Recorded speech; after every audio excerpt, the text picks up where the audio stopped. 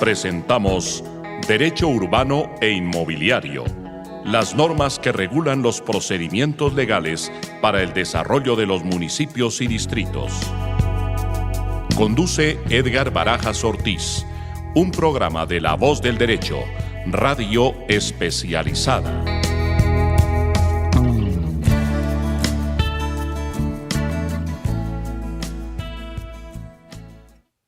Bueno, damos inicio al programa de La Voz del Derecho y en alianza con el Foro Permanente Mundial.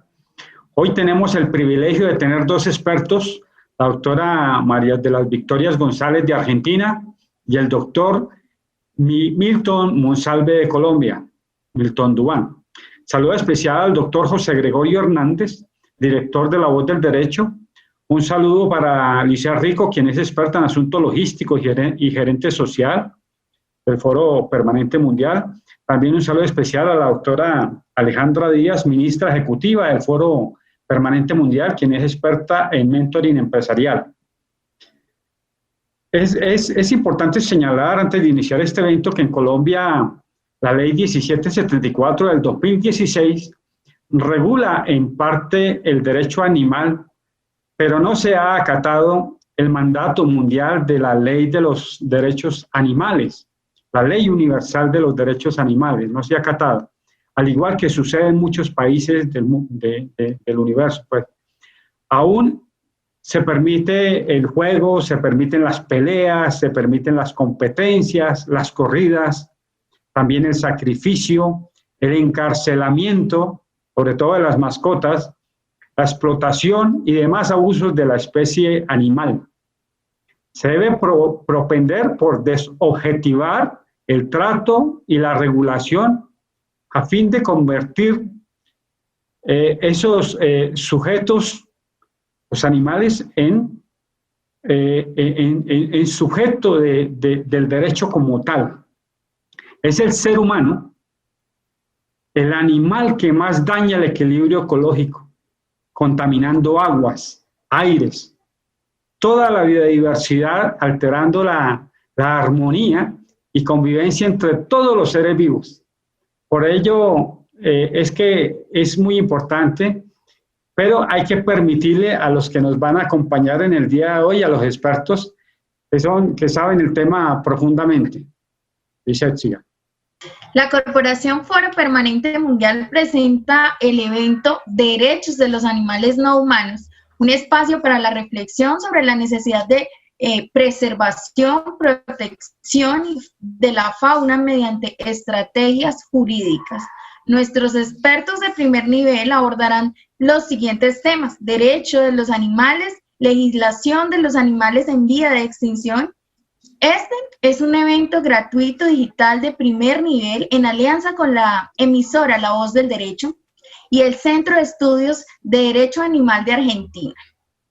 Les invitamos a seguirnos en nuestras redes sociales, en Facebook y YouTube como Foro Permanente Mundial, en Instagram como @ForoMundial1, en Twitter como Permanente Piso Foro, y por supuesto les invitamos a visitar nuestra web www.foropermanentemundial.com. Antes de iniciar, les invitamos a hacer uso del chat general para realizar sus aportes. Tengan en cuenta que después de la intervención de nuestros invitados viene la ronda de preguntas, las cuales ustedes irán formulando al transcurso de la sesión haciendo uso del chat grupal. A continuación, les invitamos a ver el siguiente video, gracias a la productora 24 LS.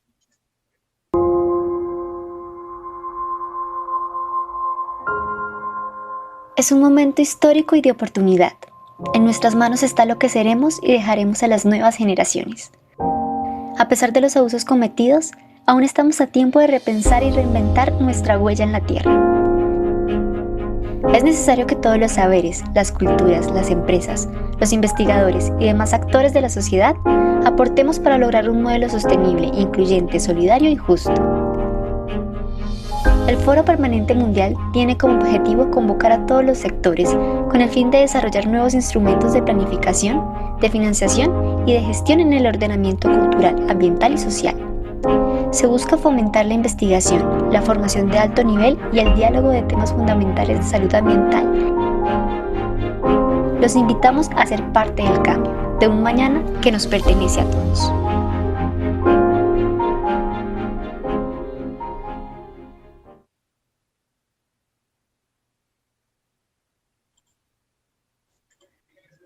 Sin más preámbulos, le damos la bienvenida nuevamente a los expertos invitados. Ellos son los encargados de compartir la gran experiencia de conocimiento.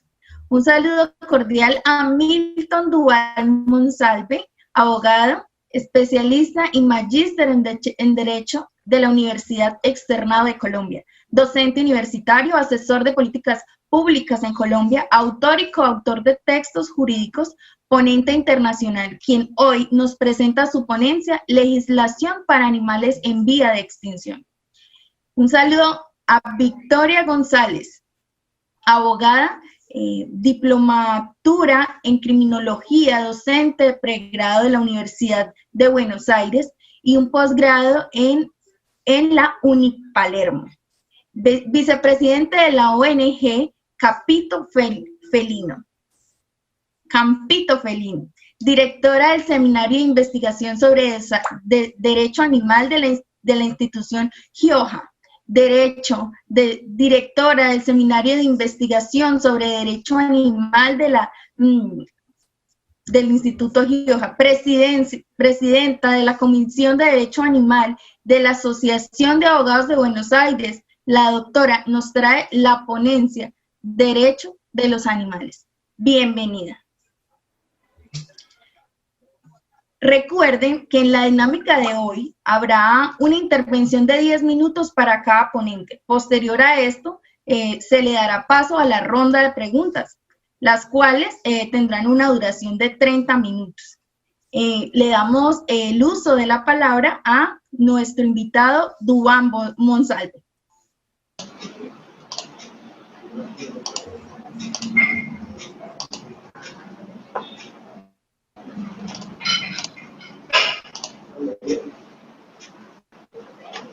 Bueno, buenas tardes. Lisette, ¿me confirmas? ¿Se pueden ver las diapositivas? Sí, señor. Podemos ver tus diapositivas. Ok, bueno, entonces, primero, pues buenas noches. Tenemos muy poco tiempo, así que no me voy a extender en agradecimientos y saludos. Pero pues sí agradecer puntualmente al Foro Permanente Mundial, al programa La Voz del Derecho por la invitación y por supuesto a la doctora Vicky. Es un orgullo que nos acompañe. Ella es una maestra, pero además de eso es una gran amiga y es una líder en todo el tema de derecho animal en Latinoamérica. Entonces, puntualmente, dos precisiones metodológicas. Quisiera advertir que, si bien es cierto en Colombia pudiésemos hablar de muchas temáticas alrededor de la protección animal, pues hoy hemos escogido específicamente un tema puntual que es el marco normativo y obligacional respecto de los animales en vía de extinción. Entonces, eso nos obliga, vamos por lo menos a comentarles a ustedes rápidamente, que frente a la protección animal hay un debate que lo antecede metodológicamente, que es un debate filosófico, ¿cierto? No puedo extenderme por temas de tiempo, pero es importante que tengamos esa precisión. Ahora, también hay un debate que tiene que ver con toda la reglamentación, digamos que a lo largo de los años se ha expedido en Colombia alrededor de la protección animal, ¿cierto? Que, digamos, empieza con el Código Civil de 1873 y se extiende hasta nuestros días con leyes muy recientes como la Ley 1774, el Código Nacional de Policía e incluso dos leyes muy actuales, que es la ley que intenta dar garantía a los protectores animales, a los refugios animales y que pretende pues el tema de favorecer las adopciones animales en Colombia, y también la última ley de julio del 2020 que tiene que ver directamente con la prohibición de experimentación con animales para usos investigativos netamente comerciales. Adicional a eso, hay un tema muy importante que son los debates que se dan en las altas cortes, específicamente en Consejo de Estado, en Corte Constitucional y en Corte Suprema de Justicia. Seguramente en alguna otra invitación tendremos posibilidad de abordar todos estos temas, pero hoy pues vamos a limitarnos a hablar respecto del marco normativo frente a las obligaciones estatales del Estado colombiano, puntualmente con los animales en vía de extinción. Entonces, para comenzar la presentación quisiera advertir que no es un tema nuevo, ¿cierto? En Colombia el tema de la protección animal y específicamente el tema de la protección a los animales en vía de extinción es un tema que nace hacia la década de los 70. Recordemos que la década de los 70 es una década fuerte del ambientalismo. Desde la perspectiva jurídica es donde se empieza a tomar en cuenta no solamente al hombre como un sujeto de posibilidad de protección, ¿cierto?, sino que también se empieza a tomar en consideración otros escenarios diferentes a los humanos en los que el derecho debe hacer intervención para generar una protección, digamos, real y oportuna, sobre todo pensando en las próximas generaciones. Bajo ese contexto, en 1974 en Colombia expedimos el Código Nacional de Recursos Naturales, ¿cierto? En ese Código Nacional se establecen algunas cosas que son puntuales y determinantes frente a la posibilidad de protección de los animales en vía de extinción. Lo primero que se establece es que tanto la fauna como la flora legalmente se consideran parte del ambiente. Eso digamos que es un hecho que todos conocemos, pero puntualmente el derecho así lo reconoce, ¿cierto? Entonces, vamos a ver ahí esa primera claridad conceptual. Lo segundo, frente a los animales en vía de extinción, es que se establece la obligación por parte del Estado de categorizar esas especies, ¿cierto? Categorizar las especies implica que se deban crear libros rojos o listas rojas, ¿cierto? Muchos de ellos se hacen con apoyo, la creación de estas listas rojas de especies animales en vía de extinción, se hacen con apoyo no solamente del Ministerio de Ambiente, sino que también se buscan ONGs que desarrollan estudios específicos con ciertos animales, con universidades, con el Instituto von Humboldt, ¿cierto? Y entonces se empieza a estudiar, según, digamos, la especie animal, pues cuál es la proximidad a la posibilidad de una amenaza o de un peligro de extinción. Pero también esta norma debemos leerla, digamos, en consonancia con la Ley 99 de 1993, que nos va a declarar dos cosas puntuales y que quiero que todos tengamos en cuenta en la presentación. La primera es que esta norma, que es posterior a la Constitución del 91, nos va a decir que el recurso faunístico es un patrimonio nacional, ¿cierto? Pero no solo eso, nos va a decir adicional a eso que es de interés de toda la humanidad. Entonces debemos centrar la atención y debemos centrar una preocupación porque la fauna no solamente la vamos a ver como un patrimonio nacional y por ende un deber y una responsabilidad para con los connacionales, sino que vamos también nosotros a establecer que hay un interés de la humanidad. Luego podrían eventualmente haber unas responsabilidades de orden internacional frente a las especies animales que entran en algún grado de amenaza. Entonces, bajo esa perspectiva, pues nosotros tenemos que en Colombia, por estas dos normas que he señalado, el Estado debe, la primera obligación que tiene el Estado frente a los animales es categorizarlos, ¿cierto? Y determinar si existe algún tipo de amenaza frente a ellos. Y esas amenazas, pues principalmente se dividen en tres. Los animales amenazados principalmente pueden estar en tres categorías. Una, que es la más grave de todas, que se nos va a denominar el peligro crítico de extinción por parte del animal. Una segunda que se llama el animal en peligro, digamos que es un peligro mediano, ¿cierto? Pero que es inminente, es una posibilidad que se nos puede abrir. Y tercero, una categoría del animal como vulnerable, ¿cierto? No olvidemos que estas categorías obedecen a unos factores puntuales que los da la Unión Internacional para la Conservación de la Naturaleza, y estos factores tienen que ver principalmente con 5 asuntos puntuales: la rápida reproducción y el tamaño poblacional de la especie animal, la disminución fluctuante, la población pequeña y en disminución, la población o el área muy pequeña y la viabilidad poblacional de la especie animal. Entonces, fíjense ustedes, eso es una primera obligación que está demarcada para el Estado colombiano, que es no solamente entender que los animales son parte del ambiente, sino también tiene que generar una primera obligación, que es categorizarlos según el grado de amenaza que pueda tener, no solamente en el entorno nacional, sino siguiendo también las directrices de orden internacional. Ahora, desde el punto de vista normativo, Colombia tiene dos obligaciones de carácter internacional que ha suscrito que tienen que ver con los animales en vía de extinción. La primera de ellas es el Convenio sobre Comercio Internacional de Especies Amenazadas, el famoso CITES, ¿cierto? Que nosotros lo adoptamos a través de una ley, que es la Ley 17 de 1981. Ojo con esto, antes de la Constitución del 91. Puntualmente en Colombia, frente a CITES, ¿qué tenemos? Tenemos 12 comités de tráfico ilegal de especies animales, ¿cierto? Todas ellas, obviamente, frente a animales que se encuentran en peligro de extinción. Recordemos una cosa, y es que de los negocios ilícitos, el comercio de animales silvestres es catalogado por muchos como el tercer comercio irregular que más enriquece a las mafias en el mundo. El primero de ellos son las armas, el segundo son las drogas y el tercero es el comercio de animales silvestres. También nosotros tenemos internacionalmente el Convenio de Diversidad Biológica. Lo adoptamos a partir de la Ley 165 de 1994, es decir, posterior a la Constitución del 91. Allí que establecimos dos cosas. Primero, reiteramos que la fauna es patrimonio nacional y segundo, reiteramos que frente a la fauna el Estado tiene una obligación de garantizar porque es de interés no solamente del Estado colombiano, sino de interés de toda la humanidad. Por tanto, el Convenio de Diversidad Biológica intenta, ¿cierto?, establecer esa obligación para el Estado de promover la recuperación y la conservación de las especies animales, específicamente a través de dos tareas, unas tareas que se llaman las conservaciones in situ y otras que se llaman las medidas ex situ. Entre esas encontramos medidas tales como la repoblación animal, el establecimiento de vetas, la creación de territorios faunísticos, de santuarios de flora y de fauna, la regulación respecto de los jardines botánicos, respecto de los zoológicos y muchas otras medidas, digamos, que están un poco dispersas en nuestro ordenamiento jurídico, pero que en cierta medida tocan directamente con la protección de las especies amenazadas. Ahora, nuestra Constitución del 91, de la que mucho esperábamos, pues realmente si nosotros revisamos el catálogo constitucional, no vamos a encontrar que ninguno de los artículos se refiera directamente a los animales.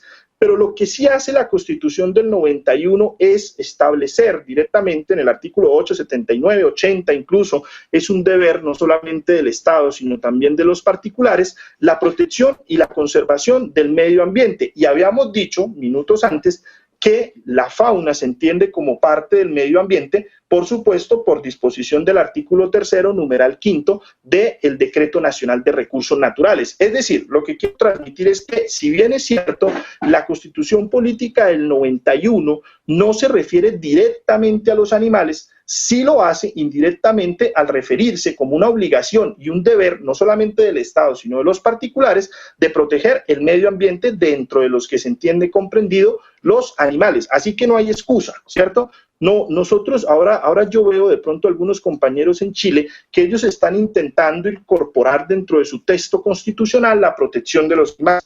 En nuestro criterio, en Colombia no hay necesidad de ello, porque en Colombia sí hay una constitución que directamente defiende el medio ambiente y al hacer una lectura sistemática con el Código Nacional de Recursos Naturales, pues es una obligación del Estado responder a esas obligaciones y proteger y conservar las especies animales y evidentemente con mucho más ahínco aquellas que se encuentran en alguna categoría de amenaza. Ahora, otro asunto puntual que nos aporta la Constitución del 91 es que no se quedó solamente con el reconocimiento de esos deberes y esas obligaciones constitucionales, sino que adicional a ello creó una acción que es la acción popular, ¿cierto?, que la encontramos por ahí en el artículo 88 constitucional y además de esto en la ley 472 de 1998, en donde puntualmente lo dice en su numeral 1 del artículo 3º y en su numeral 3º del artículo 3º, puntualmente nos va a decir, perdón, del artículo 4 nos va a decir que la protección del medio ambiente y la conservación y la preservación de las especies en vía de extinción, tanto de flora como de fauna, puede buscarse su protección y su conservación activando el aparato jurisdiccional a través de la acción popular. Yo realicé un escrito que está próximo a publicarse en donde trato de explicar por qué, si bien es cierto, nosotros tenemos esa montura constitucional, esa montura legislativa, y por qué incluso aún teniendo nosotros la posibilidad de una acción constitucional, ¿por qué no se han dado resultados efectivos en la materia? Eso tiene que ver un poco con ese debate filosófico, y es que en nuestro ordenamiento jurídico se ha entendido que para poder suscitar la protección de las especies animales en vía de extinción debe haber algún grado de amenaza que también afecte al ser humano. Evidentemente, todos estos paradigmas se han venido derrumbando y hoy en día, pues yo propongo, ¿cierto? Y propongo a mis colegas abogados, incluso a todas las personas, porque la acción popular puede ser interpuesta por cualquier persona, que en caso de evidenciar una amenaza latente a una especie animal en vía de extinción, se puede activar la acción popular. Ahora, en el actual gobierno se encuentran principalmente dos instrumentos: la Política Nacional para la Gestión Integral de Servicios y Biodiversidad Ecosistémica, y en el Plan de Desarrollo, fíjense nomás, tal vez lo comentaremos en las preguntas para no extenderme en el tiempo, encontramos una línea estratégica que el Plan Nacional de Desarrollo actual la llama de la siguiente forma: producir conservando y conservar produciendo. Y fíjense qué sugestiva es la línea estratégica del Plan Nacional de Desarrollo: biodiversidad y riqueza natural como activos estratégicos de la nación. Eso lo que nos deja ver es que nosotros actualmente tenemos un Plan Nacional de Desarrollo que no está muy preocupado por las especies animales en vía de extinción, sino que por el contrario tiene una preocupación bastante latente por la explotación de la misma. Ahora, con la resolución 1912 del 2017, el Ministerio de Medio Ambiente entonces trató de agrupar las listas rojas que nosotros teníamos en otros instrumentos jurídicos y básicamente para el 2017 se estableció, ya han pasado 3 años, que existían 490 especies animales en vía de extinción. O sea, es una cantidad que debe prender alarma realmente y que nos debe preocupar en el Estado colombiano. También estableció que existían 819 especies de flora que igualmente tienen algún grado de amenaza. Pero lo preocupante viene cuando miramos, respecto a esas obligaciones que acabamos de mencionar, cuántas de esas especies animales tienen algún plan o programa de manejo para constituir su recuperación, su conservación y su protección. Y resulta que nos encontramos con que solamente hay 15 programas. Entre esos se encuentran el oso andino, la tortuga marina, el caimán, el manatí, el cóndor, los felinos, el tití, las serpientes, los mamíferos acuáticos, las nutrias, la iguana, el armadillo, el perezoso, el pez capitán y los polinizadores. Es decir, en Colombia realmente, efectivamente, solamente tenemos 15 programas de manejo respecto de 490 especies animales que se encuentran actualmente en vía de extinción. Entonces, es una tarea que ha sido inconclusa. Además, un dato adicional: resulta que en Colombia, desde el 2018 hasta hoy, no se ha creado ningún nuevo plan ni programa de manejo frente a los animales en vía de extinción. Seguramente esto tendrá mucho que ver con la línea estratégica que mencioné del Plan Nacional de Desarrollo. Ahora, ¿qué sucede cuando se extingue una especie animal que es una preocupación, digamos, muy fuerte en el entorno nuestro?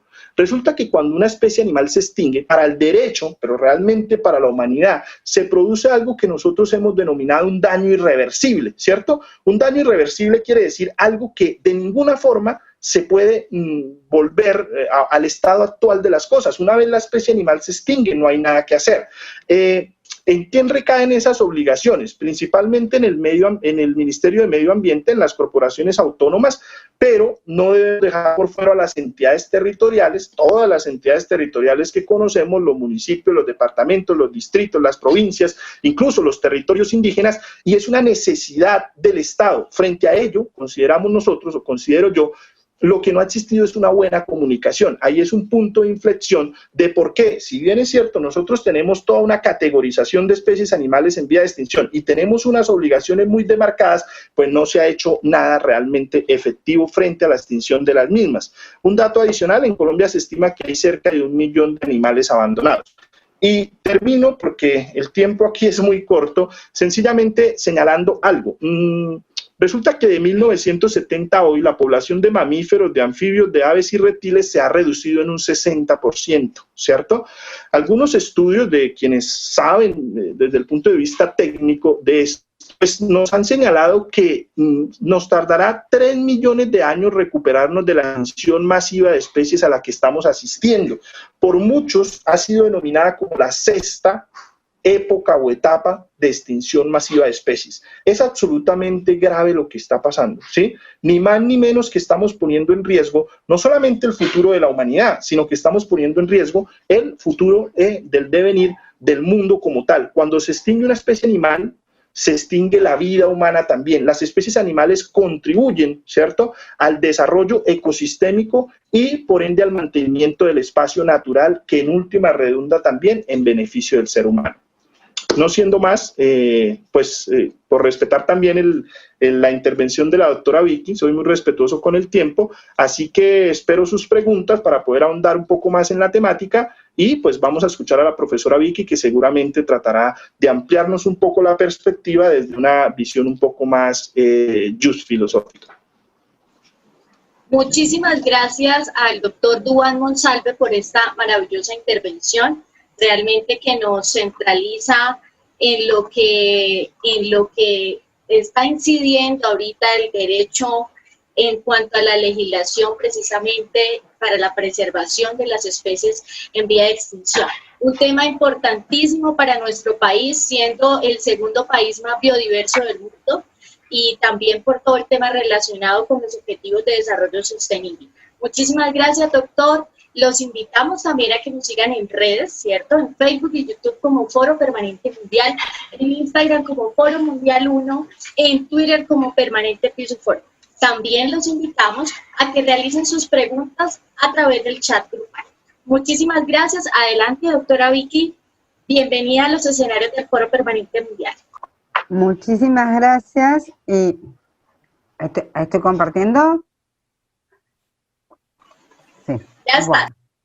Bueno, muchísimas gracias al Foro Permanente, a la Voz de los Animales y al Centro de Estudios de Derecho Animal de Argentina por justamente poder estar haciendo esta presentación. Bueno, ¿se me escucha? Sí, ok.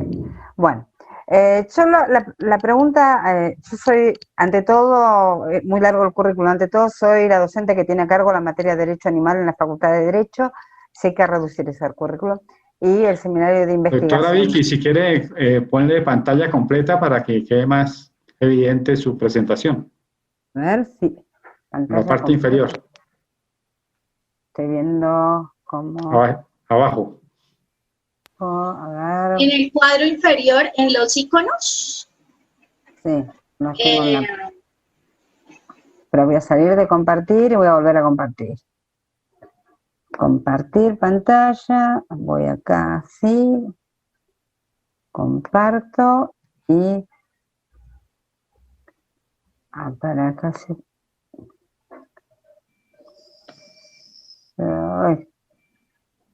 Ay, Dios. Estas cosas, como yo digo, pueden fallar, ¿no? Déjalo así. Corta, sí está bien, así está bien, Vicky. Ok, no la puedo poner en pantalla completa. No puedo, no me pregunten por qué, pero estoy tratando y no me deja. No me deja. Ahí. ¿Ahí se puede? Sí. No, ahí ponga el cursor en la parte izquierda de su pantalla, que hay una pantalla completa. Ahí. No. Justo ahí al ladito de donde estaba, solamente mueva a la izquierda y ya, justo al ladito de donde estaba. Ahí. Ahí, perfecto. Bien, listo, logramos. Bueno, lo primero que nos preguntamos es, vuelvo, si deben los animales tener derechos, y cuando hablamos de los animales estamos excluyendo al Homo sapiens sapiens, que somos nosotros, porque lo primero que tenemos que tomar en cuenta, voy rápido porque por el tiempo, ¿no? Obviamente. Lo primero que tenemos que tomar en cuenta es que nosotros, los humanos, somos animales. Pertenecemos al reino animal, somos Homo sapiens sapiens, y aparte de ser Homo sapiens sapiens, somos homínidos, somos primates y, por supuesto, animales. O sea, cuando preguntamos si deben los animales tener derechos, no hablamos solamente de derechos morales, que son los que tenemos todos, ¿no? Sino de derechos legislativos, y esto hablamos de los otros animales, en los cuales todo el mundo, o en grandes partes del mundo, se habla como seres sintientes, en otros se van a hablar como sujetos de protección, y nosotros decimos que tienen que ser sujetos de derecho, y acá viene toda la explicación. También lo otro que decimos es si necesitan una representación para los animales. Y ustedes me dicen, pero por un lado usted quiere que derecho, por otro lado usted me está diciendo, pero tienen que tener representación. Bueno, el tema va a pasar por lo que va a venir después. Estos que están acá son animales que han tenido representación, y podemos ver acá van, podemos ver unos gatos que han tenido esta representación en Neuquén, en nuestra provincia, Cecilia, que es la chimpancé, Sandra, nuestra orangutana, y Rubio, que es un perrito que tuvo una muerte trágica y que tiene su representante legal. O sea, también deben tener representación legal. ¿Por qué? Porque ellos solos no se pueden representar. Y esto también es una situación que tenemos que prever. Por lo tanto, ¿deben tener derechos y deben ser representados? Son dos preguntas que nos hacemos.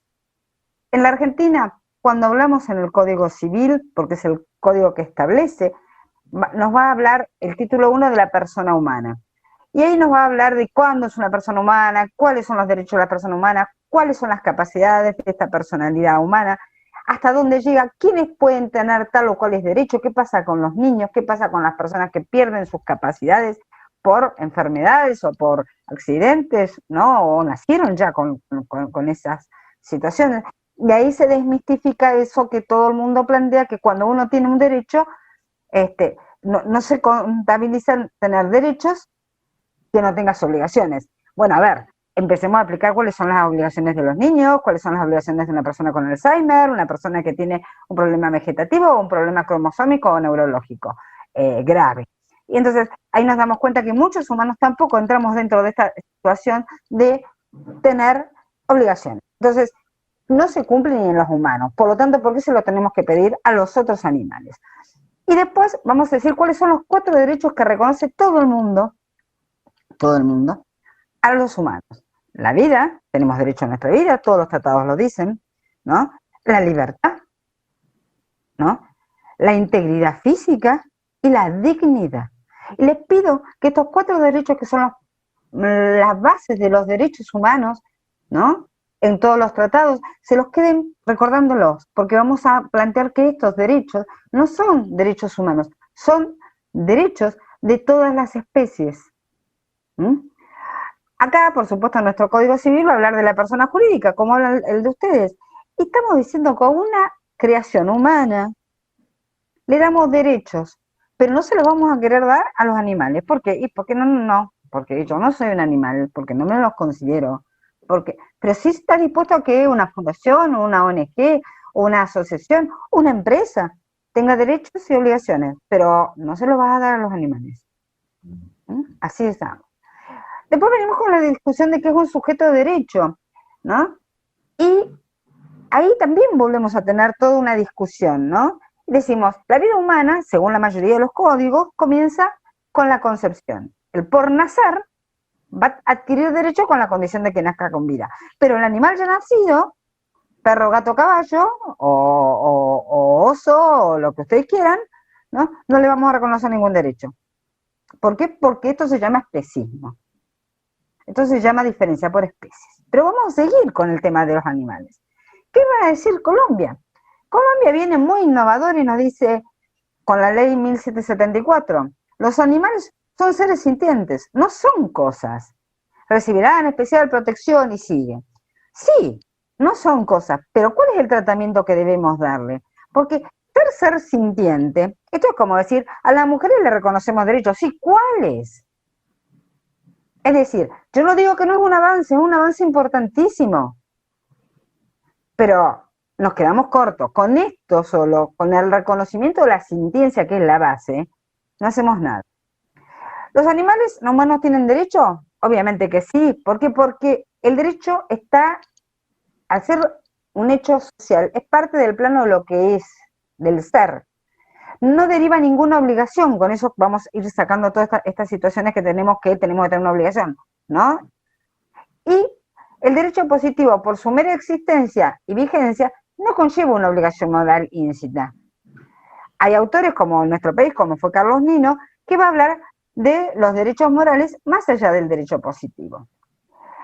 Después de esto vamos a tener la dotación de conciencia, Declaración de Conciencia de Cambridge en el 2012, donde un grupo de neurocientíficos de diferentes partes del mundo, en presencia de Stephen Hopkins, se juntaron y plantearon que la ausencia del neocórtex, que es una parte específica de nuestro cerebro, no impide a los otros organismos, a los otros animales, ¿no?, a experimentar estados afectivos y de autoconciencia, es decir, sentir dolor y placer y tener autoconciencia, autopercepción de sí mismo. Saben que están vivos, saben que pueden morir, saben que los van a matar, saben que tienen familia. Esto lo dijeron en el 2012 los neurocientíficos, con lo cual la ciencia ya habló, es una cuestión que hablemos. Y no solo lo dicen de aquellos animales que tienen sistema nervioso central, van a hablar de mamíferos, de aves y muchas otras especies que sin poseer sustratos neurológicos como un sistema nervioso central, son conscientes de sí mismos y tienen intereses propios. Y esto también es importante que tengamos en cuenta. Los animales no humanos tienen sus propios intereses, no tienen los nuestros, no les interesa hacer tratos de trabajo, no les interesa ni trabajar ni ir a votar. A ellos les interesa tener su vida, preservar su hábitat. O, en los casos de los domesticados, preservar su vida, su integridad física y que nosotros le preservemos el hábitat o los cuidemos responsablemente porque le hemos destruido el hábitat. Acá hay esta discusión del derecho animal viene desde antiguo, desde Pitágoras, pero traje a Jeremy Bentham, un utilitarista, que es, digamos, el más moderno de los filósofos que habla del tema. Y la pregunta que dice es moralmente relevante al respecto de un animal no es si puede pensar, sino si puede sufrir, y si puede sufrir es suficiente como para que lo considere. Esta es la pregunta. Acá les traje después quiénes son sujetos de derechos reconocidos para que ustedes vean en todo el mundo. Tenemos ríos. Bueno, ustedes en Colombia tienen el río Atrato. El río Wanganui en Nueva Zelanda.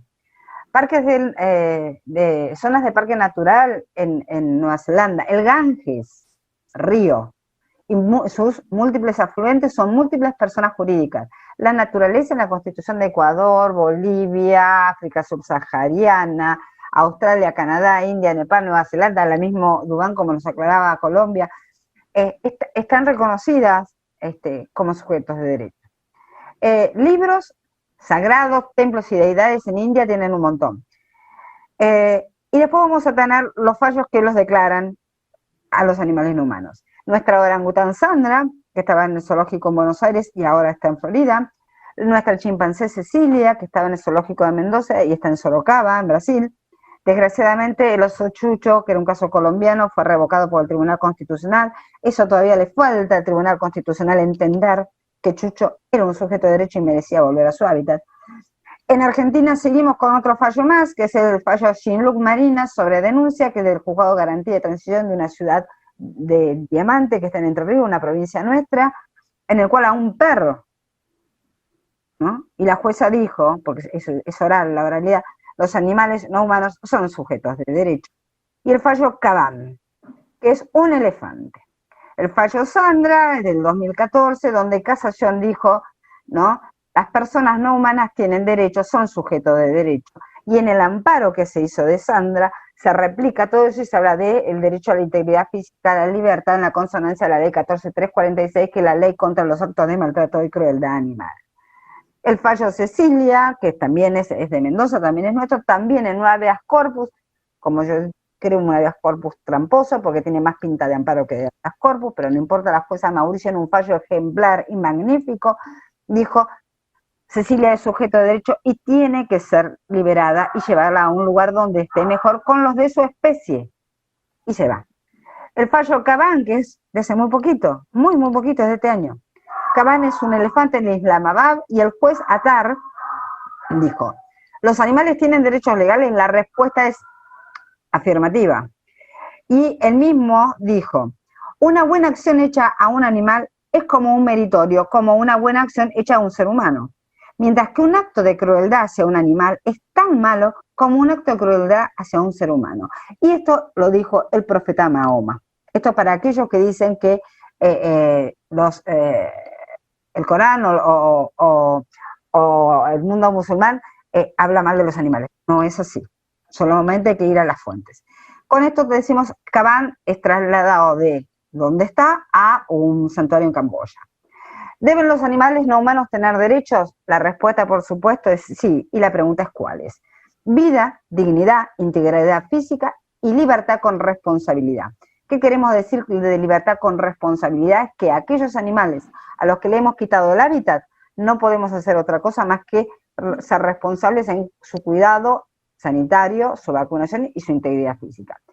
¿Deben ser representadas? La respuesta es sí. Tiene que serlo o por los querellantes, en el caso que sea un acto penal, por las fiscalías, donde tienen que haber fiscalías temáticas, y eso es algo que nosotros pedimos, y si no, se tiene que crear la figura del defensor animal que defienda a los animales tanto en el área civil como en el área penal, ¿no? Ser parte de, es una propuesta, por supuesto, ¿no? En el área de la magistratura, y el cual tenga la representación promiscua con el fiscal en algún momento, pero después va a velar por el interés superior del animal y no por el interés de la sociedad, solamente del animal. Bueno, esta es mi parracala, que falleció hace 2 años, tengo 3 más, ¿no? Y Cara siempre me decía, de ustedes humanos dependen reconocer los derechos que tenemos, gracias por luchar para que ello suceda. Agradezco, por supuesto, al doctor Duván Monsalve, agradezco a cada Bataeli, a la doctora Domínguez Herrera y a cada uno de los que están acá, porque acá hay gente que podría estar tranquilamente sentado en mi lugar. Y a ustedes por hacer estos eventos que son maravillosos, ¿no? Y por supuesto los estoy invitando para el lunes para que se vengan al Instituto Gioja a ver a James Wilmer. Muchas gracias y espero las preguntas. Bueno, agradecemos a los panelistas de este programa y a los televidentes de La Voz del Derecho y a los asistentes de toda Latinoamérica que acompañan el Foro Permanente Mundial. Saludamos a nuestro ingeniero del Control Master, Luis Daza, y a quienes nos acompañan en vivo por Face y por YouTube y demás redes sociales. Ya viene la ronda de preguntas.